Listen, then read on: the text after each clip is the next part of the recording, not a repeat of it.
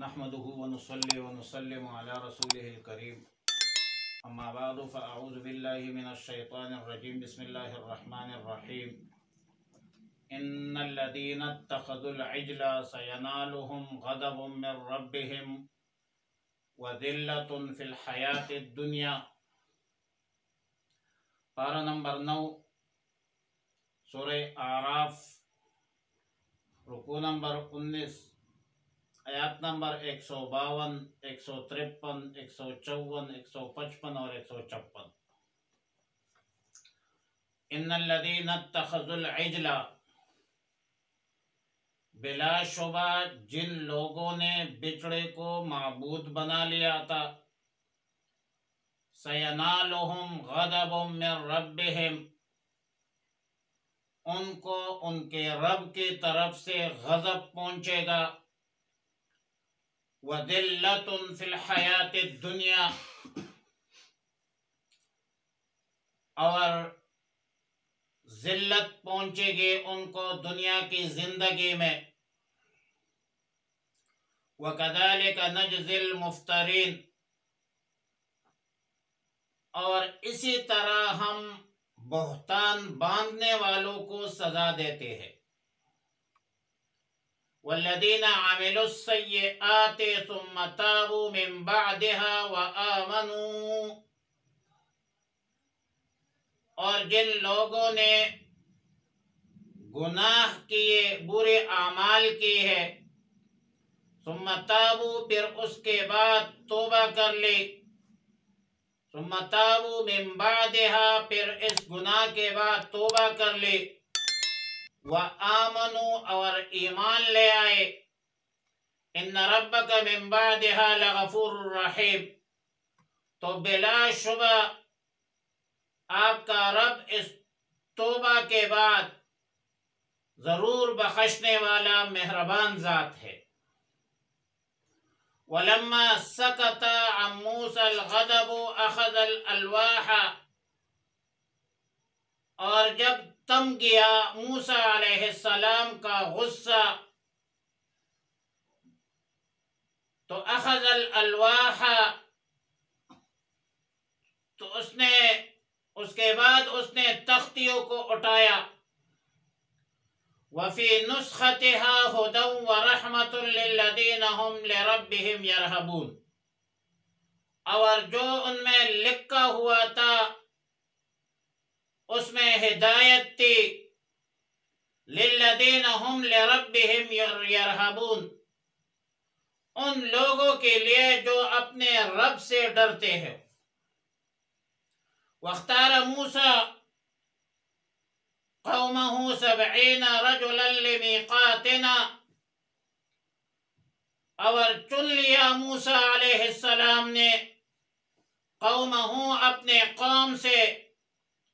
70 رجلا 70 مرد، لمیقاتنا ہمارے وقت معین کے لیے۔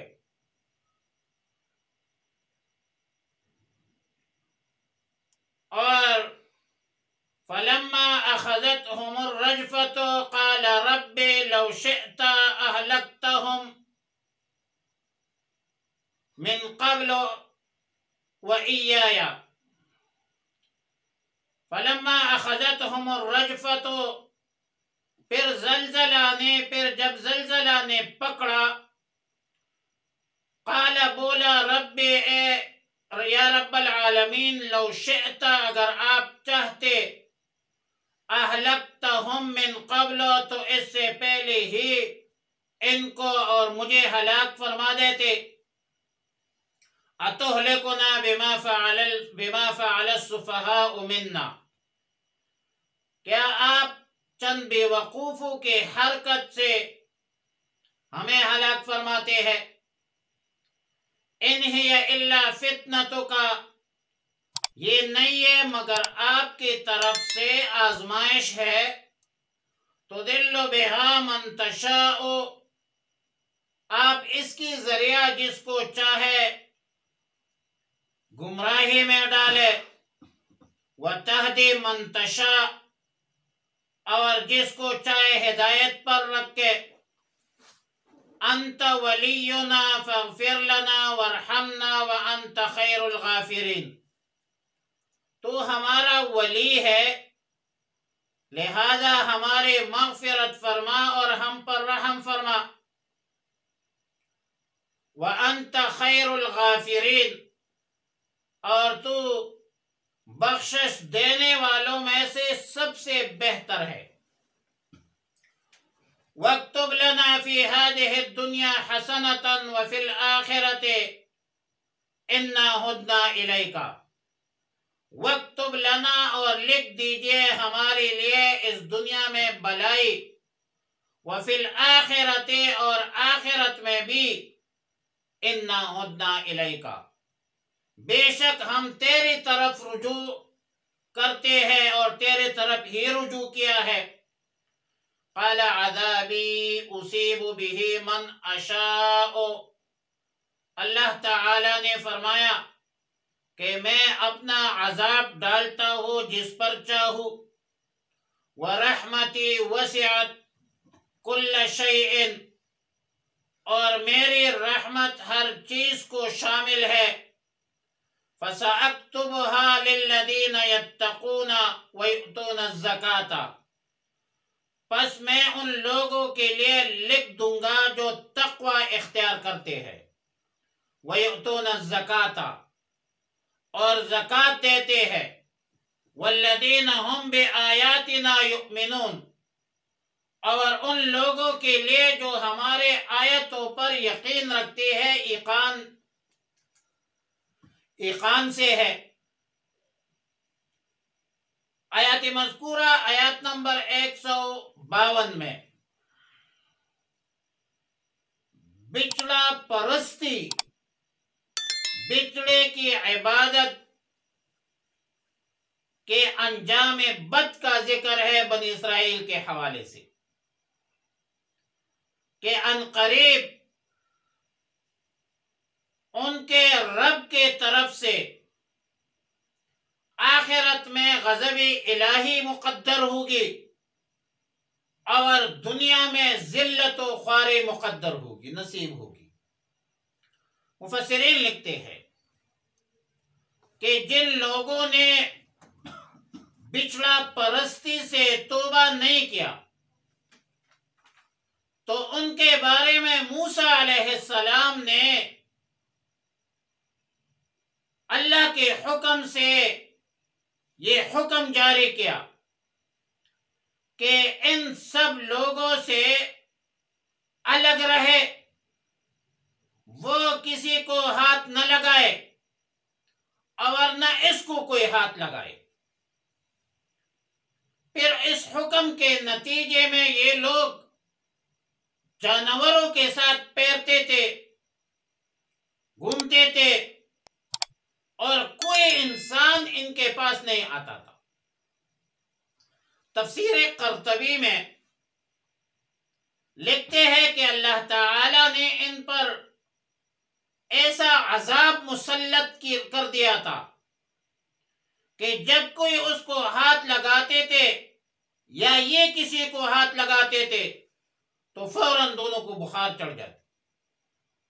وَكَذَلِكَ نَجْزِي الْمُفْتَرِينَ، یعنی یہ جو لوگ اللہ پر افتراء کرتے ہیں، جھوٹ بولتے ہیں،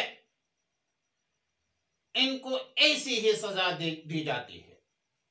اور تفسیر مظہری میں سفیان بن عیینہ کا قول ہے کہ جو لوگ دین میں بدعات اختیار کرتے ہیں وہ بھی افتراء علی اللہ کے مجرم ہو کر اس سزا کے مستحق ہے۔ اور تفسیر قرطبی میں امام مالک رحمۃ اللہ علیہ کا قول ہے کہ دین میں اپنی طرف سے بدعات ایجاد کرنے والوں کو یہی سزا ہے، یہی سزا دی جاتی ہے کہ آخرت میں غضب الہی کے مستحق ہوں گے اور دنیا میں ذلت اور خوار اور ذلیل ہوں گے۔ آیات نمبر 153 میں فرمایا کہ جب موسیٰ علیہ السلام کی تنبیہ کے بعد ان لوگوں نے اپنے جرم سے توبہ کر لی اور ظاہر ہے توبہ کی شرائط بھی بہت سخت تھی. توبہ کی شرائط یہ تھی کہ فَاقْتُلُوا أَنفُسَكُمْ ذَلِكُمْ خَيْرٌ لَكُمْ. یہ لوگ آپس میں ایک دوسرے کو قتل کرے تب ان لوگوں کی توبہ قبول ہوگی. یہاں تک کہ 70,000 بنی اسرائیل نے ایک دوسرے کو قتل کیا. 70,000 کے الفاظ آئے روایت. معلوم ہوتا ہے کہ یہ ایک دوسرے کو قتل کرنا یہ عذاب الہی ہے. خواہ عسکریت کی بنیاد پر ہو، فرقواریت کی بنیاد پر ہو، قومیت کی بنیاد پر ہو، لسانیت کی بنیاد پر ہو، کسی بھی عصبیت کی بنیاد پر ہو، لیکن یذیق بعضکم بعضا میں داخل ہے. یہ اللہ کی طرف سے عذاب ہے. عذاب یہ اللہ یہ فرقواریت اور خاص کر یہ جو بندوقوں والے ہیں، عسکریت جو سٹیک ہولڈر نہیں ہے، فوج نہیں ہے، پولیس نہیں ہے، اور وہ بندوقیں اٹھاتے ہیں، اس کی اجازت نہیں ہے. اور پھر ایک دوسرے کو ویسی بھی معاشرتی طور پر، علاقائی طور پر، مقامی طور پر، کسی بھی سطح پر، کسی بھی زاویے کو ایک دوسرے کو قتل کرنا یہ اللہ کی عذاب ہے. عذاب. ومن قتل مؤمنا متعمدا فجزاؤه جہنم. جو ایک مسلمان کو قصدن عمدن قتل کرے فجزاؤه جہنم، اس کا سزا جہنم ہے، خالدن فی، اور اس میں ہمیشہ رہیں گے. تو یہ قتل و غارت جو ہے یہ بھی اللہ کی بنی اسرائیل پر عذاب تھے، تو ہم پر بھی عذاب ہے. اور قرآن خود کہتا ہے قل هو القادر على ان يبعث عليكم عذابا من فوقكم او من تحت ارجلكم او يلبسكم شيعا ويذيق بعضكم بأس بعض. لہذا اس سے تو مکمل گریز کرنا چاہیے، توبہ کرنا چاہیے. اور بنی اسرائیل نے جب توبہ سے اس کی مغفرت ہوئی، تو ظاہر ہے کہ اسلام بھی یہ کہتا ہے کہ جو بندہ توبہ کرے، کافر مسلمان ہو جائے تو ان الاسلام یہدم ما کان قبلہ، اسلام قبول کرنے کے بعد گزشتہ گناہ معاف ہو جاتے ہیں. اور آیت نمبر 154 میں ہے کہ جب حضرت موسیٰ علیہ السلام کا غصہ تم گیا، فرو ہو گیا، تو تورات کے تختیاں جو جلدی میں رکھی تھی پھر اٹھائے. اس نسخہ میں اللہ سے ڈرنے کے لیے ہدایات تھی، رحمت تھی، اور ظاہر ہے مقصود تو تورات پر عمل کرنا تھا اور عمل کروانا تھا. اور قرآن کریم کے بھی بارے میں بھی یہی ہے کہ جس طرح تورات کے بارے میں ہدن کے الفاظ ہے تو قرآن کریم کے بارے میں بھی یہ الفاظ ہے کہ ذالک الکتاب لا ریب فیہ ھدی للمتقین الذین یؤمنون بالغیب ویقیمون الصلاة ومما رزقناہم ينفقون. آیت نمبر 155 میں فرمایا وَاخْتَارَ مُوسَىٰ قَوْمَهُ 70 رَجُلًا لِمِيقَاتِنَا. دراصل موسیٰ علیہ السلام موسیٰ علیہ السلام کو جب اللہ تعالی نے تورات دی تو موسیٰ علیہ السلام نے تورات بنی اسرائیل کو پیش کی. تو بنی اسرائیل نے اپنی فطری خباثت کجروی کا مظاہرہ کیا اور یہ کہا کہ ہم اس پر ایمان نہیں لائیں گے. لَن نُؤْمِنَ لَكَ حَتَّى نَرَى اللَّهَ جَهْرَةً، ہم تب تک تصدیق نہیں کریں گے جب تک ہم نے اللہ کو عیاناً آمنے سامنے نہیں دیکھا ہو. اور ہم کیسے یقین کر سکتے ہیں کہ یہ اللہ کا کتاب ہے؟ تو بنی اسرائیل کو تسلی اور اطمینان کے واسطے موسیٰ علیہ السلام نے اللہ سے دعا کی اور پورے قوم سے بنی اسرائیل سے 70 بندوں کو منتخب کر کے کوہ طور پر لے گئے. حسب وعدہ انہوں نے اللہ کا کلام سنا، مگر یہ تو ہے خباثت، شرارت تو اس کے اندر ہے. اللہ کا کلام سنا، جب حجت پوری ہوئی تو کہنے لگے ہمیں کیا معلوم کہ یہ اللہ کی آواز ہے یا کسی اور کی آواز ہے. اب ظاہر ہے کہ ان کا یہ سوال جہالت پر مبنی ہے، اور اس وجہ سے ان پر غضب الہی متوجہ ہوا، اور اخذتہم الرجفہ،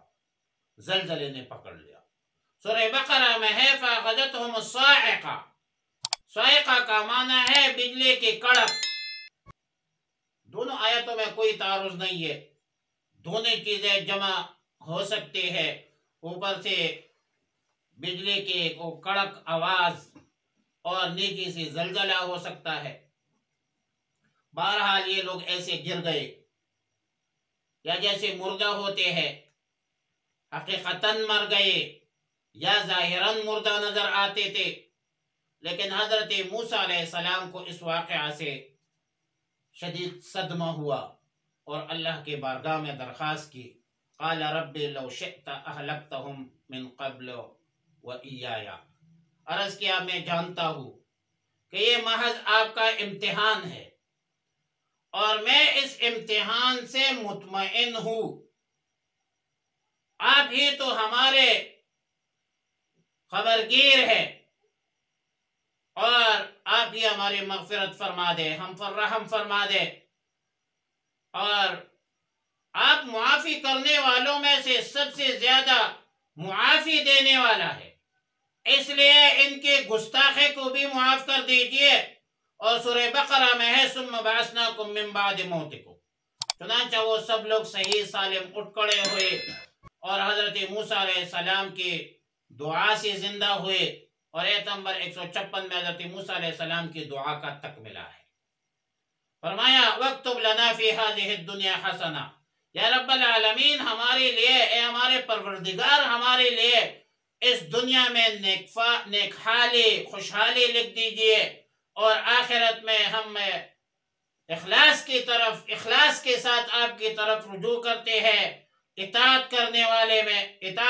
والے ہیں۔ تو اس کے جواب میں اللہ تعالیٰ نے فرمایا قال عذابی اصیب به من اشاء